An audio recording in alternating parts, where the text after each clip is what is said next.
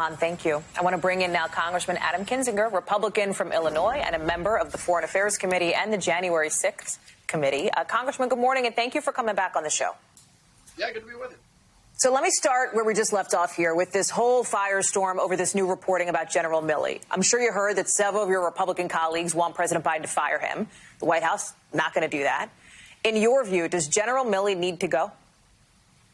No, I think he needs to answer the questions. But look, I actually had a conversation probably about an hour ago with a former senior official at the Defense Department that was confirming to me that, in fact, General Mark Esper had opened this line of communications with China, that was very important to do, and that, just to dispel any concerns that were out there. And I think that's a good thing to have. If this was part of that effort, that's actually, I think, not a bad thing. So it sounds like, I want to be clear here, Congressman, you don't think Milley should resign then. You just want to hear a little bit more about what exactly went down. Is that fair? I'm back. Can you hear me? There. Hi. I sure can. I don't know if you heard me, but I'll ask the question again. I wanted to be clear about where you stand on this, which is it sounds like what you're saying is you don't want Milley to resign. You don't think that's necessary, but you would like to hear more from him about what went down. Is that fair? Yeah. I want to get answers to those questions. I think we need those answers. And but I also think we have to understand it is not inappropriate for the United States of America to reassure a competitor or an enemy that escalation out of control, right? So we definitely need those answers. But when I talked to this person who was familiar with Mark Esper's thinking, that's where this all started in October is, hey, we don't want a flashpoint that we can avoid. You're talking about Secretary Esper. Did this person have any insight into General Milley? Well, they were familiar with the thinking of DOD. I don't know in terms of what they knew exactly about either, but they confirmed to me that this dialogue was open in October. Okay, I'll move on, but do you think that some of your GOP colleagues are just looking to score a political point here by calling for Milley to resign? Yeah, I think some are. Look, there's a lot of us pretty ticked off about how Afghanistan went down still, and I think we need answers on that as well. But I do think, a leaked excerpt from a book without all sides being known, I think that's a big leap then to jump to somebody needs to resign. I think we need to take a deep breath, get the answers to what happened, and then we can make decisions from there. Okay. You mentioned Afghanistan, and I know your thoughts on that and the withdrawal, the exit from Afghanistan. You've got the New York Times out now with some new reporting this morning that nearly 49,000 Afghan refugees are still at military bases waiting to be resettled weeks after their escape, medical and security screening slowing down the process. Talk to me about your level of comfort or satisfaction with the pace of resettlements, and then any insight you might have as a member of the Foreign Relations Committee on the updates on the status of Americans or allies who are still in Afghanistan who are seeking to leave. Well, in terms of the pace, it's going to take a while. I mean, when you have such kind of a massive amount of movement of people, we do want to make sure they go through background checks. We need to make sure all that happens, that they are who they say they are. That's going to take some time.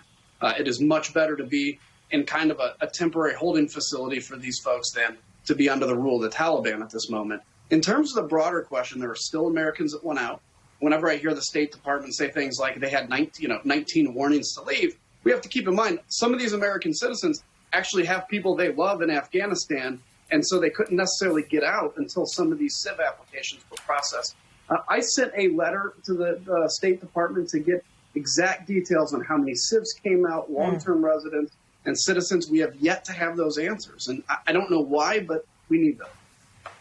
Let me ask you about something we talked about at the top of this show, Congressman, which is this quote-unquote Justice for January 6th rally happening on Saturday, happening around the Capitol. The security fencing, as our viewers know, is back up around the Capitol building.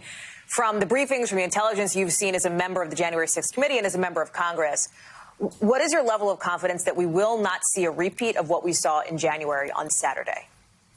Well, I'm pretty confident we won't see a repeat of occupying the Capitol. I'm not confident we won't see violence. I am confident that law enforcement is more prepared.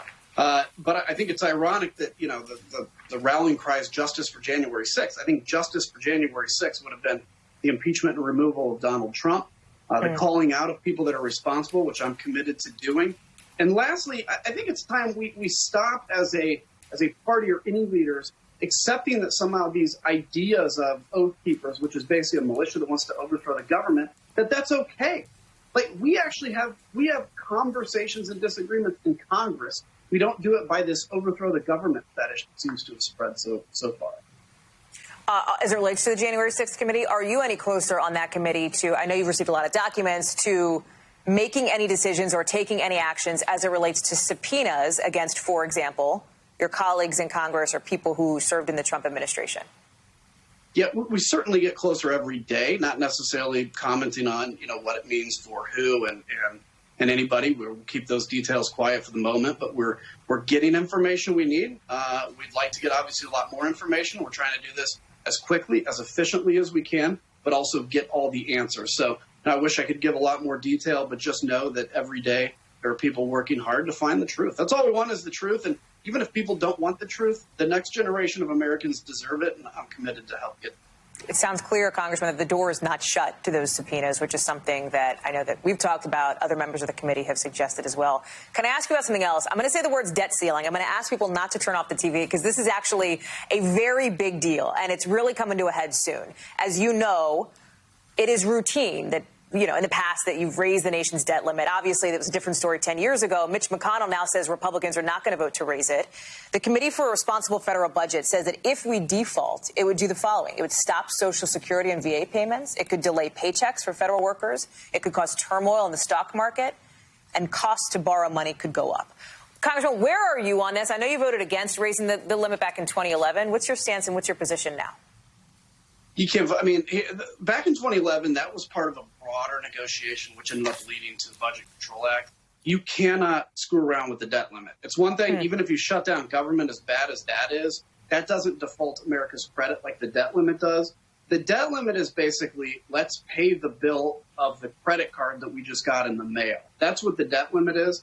You can't just not pay your credit card bill and say that you're being fiscally responsible. At the same time, though, and a whole different conversation, the spending in this country is in a really bad place. And I think we've got to get back to talking about that and having conversations about how do we, in a bipartisan way, really start to tackle this problem. So you'll vote to raise the debt limit this time around? Yeah, I certainly won't let the country go into default. Absolutely. You think other Republicans will join you in that effort? Yeah, look, there's going to be a lot of details on how the back and forth, goes, but I don't think anybody is going to let the United States of America go into default on its credit.